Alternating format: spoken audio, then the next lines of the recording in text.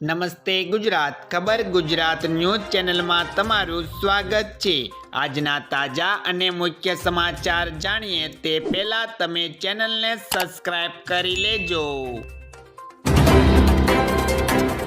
તો આજના તાજા સમાચાર જોઈએ તો ગુજરાતને માથે ઘાત, 3 નિષ્ણાતોની આગાહી। રાજ્યમાં મેઘરાજા બરાબરની બેટિંગ કરી રહ્યા છે। ગઈકાલે દક્ષિણ ગુજરાતને વરસાદે દમરોળ્યું હતું। હજુ પણ ભારેથી અતિભારે વરસાદ પડશે।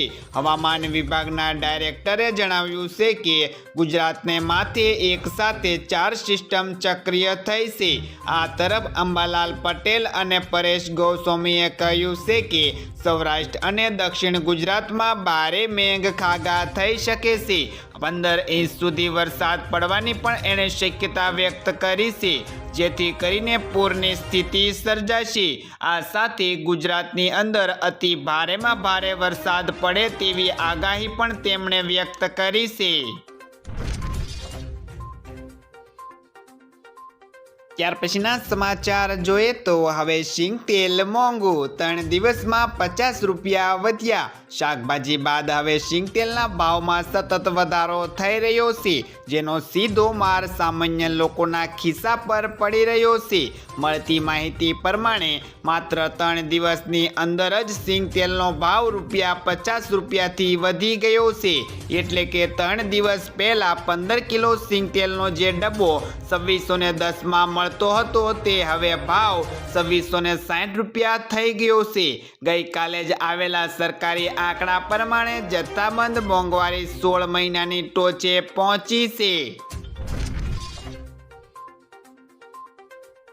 ત્યાર પછીના સમાચાર જોઈએ તો ટામેટાના ભાવ 100 ને પાર।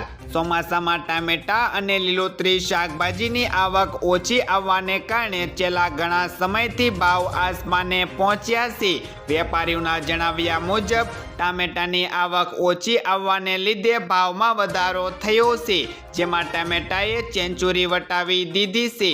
અન્ન અને નાગરિક પુરવઠા વિભાગના અધિકારીઓએ કુંભકર્ણની નિદ્રામાં રહેતા હોવાથી છેલ્લા કેટલાક સમયથી શાકભાજીમાં કૃત્રિમ ભાવમાં વધારો કરી રહ્યા છે, જેનાથી ગૃહિણીઓના બજેટ પર અસર જોવા મળી રહી છે। ત્યાર પછીના સમાચારની વાત કરીએ તો કુપવાડામાં સેનાએ 3 આતંકીઓને ઠાર કર્યા। જમ્મુ કાશ્મીરના કુપવાડામાં સેનાએ 3 આતંકીઓને ઠાર કર્યા છે।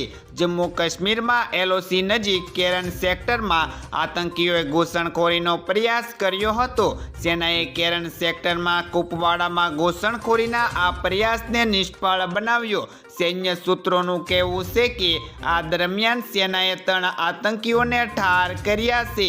તાજેતરના સમયમાં જમ્મુ કાશ્મીરમાં આતંકવાદી હુમલાઓમાં વધારો જોવા મળી રહ્યો છે। ત્યાર પછીના સમાચાર જોઈએ તો જથ્થાબંધ મોંઘવારી 16 મહિનાની ટોચે।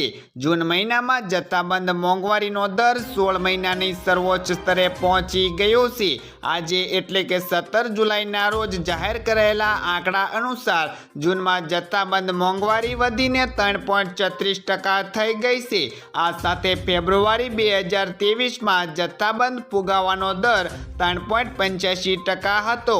આ સાથે મહિનામાં જથ્થાબંધ ફુગાવો વધીને 2.61%ની અને 15 મહિનાની ઉચ્ચ સપાટીએ પહોંચી ગયો છે।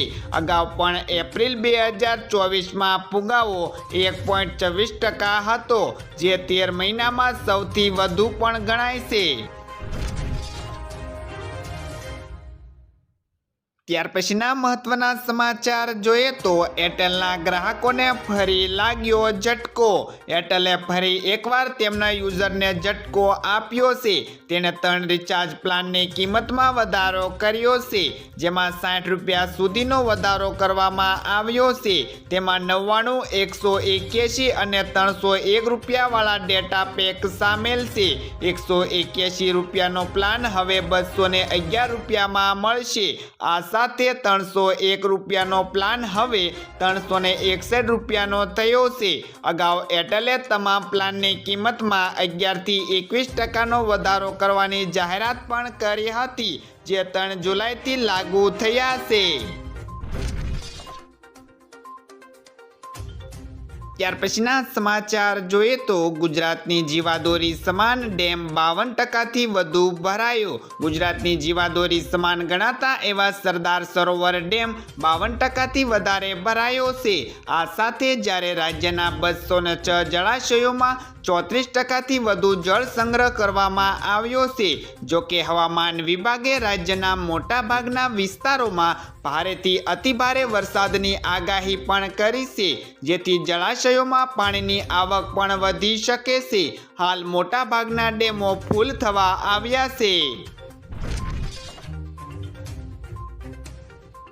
ત્યાર પછીના સમાચાર જોઈએ તો તેજી સાથે ખુલ્યું શેર બજાર। કારોબારી સપ્તાહના આજે ત્રીજા દિવસે શેર બજારની શરૂઆત પણ તેજી સાથે થઈ છે।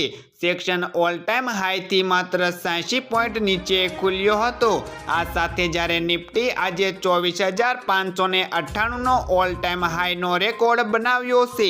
અત્યારે ACL technology, IRFC, Zomato, avenue supermart, UltraTech cement અને ટેગ મહિન્દ્રા એ ટોપના ગેનર્સ છે।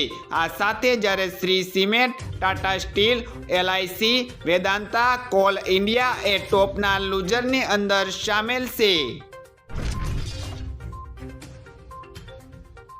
ત્યાર પછીના સમાચારની વાત કરીએ તો યુપીમાં આગામી 4 દિવસ સુધી ભારે વરસાદની આગાહી।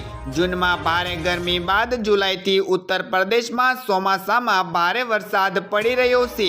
જણાવી દઈએ કે નેપાળમાં વરસાદને કારણે રાજ્યની ઘણી નદીઓમાં ઘોડાપૂર આવ્યું પણ છે, જેમાં 16 જિલ્લાઓની 4 લાખથી વધુ વસ્તી પૂરની ઝપેટમાં આવી ગઈ છે।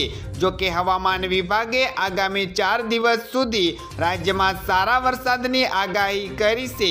આ સાથે આ વિસ્તારની અંદર રહેતા લોકોને પણ એલર્ટ કરાયા છે। ત્યાર પછીના સમાચાર જોઈએ તો વરસાદથી મોંઘવારી વધી ગઈ છે।